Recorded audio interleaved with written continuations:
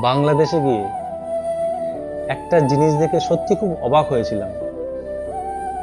প্রায় সবার নিজের একটা ভিজিটিং কার্ড আছে। সেই ছোট্ট কার্ড যাতে লেখা থাকে তার পরিচয়, তার যোগ্যতা, তার কাজ, তার দক্ষতা। এক কথা সে কে এবং সে কি করতে পারে।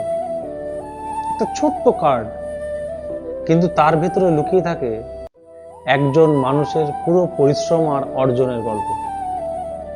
এটাই আমাদের বড় শিক্ষা।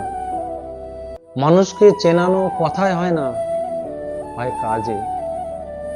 তোমার পরিচয় তুমি নিজেই তৈরি করো, তোমার দক্ষতা দিয়ে, তোমার যোগ্যতা দিয়ে, তোমার অর্জন দিয়ে।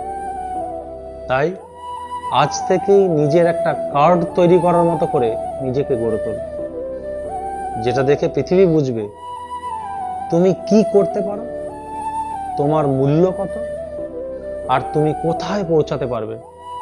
মনে রেখো, পরিচয় পাওয়া যায় জন্মে, কিন্তু পরিচিতি তৈরি হয় কর্মে।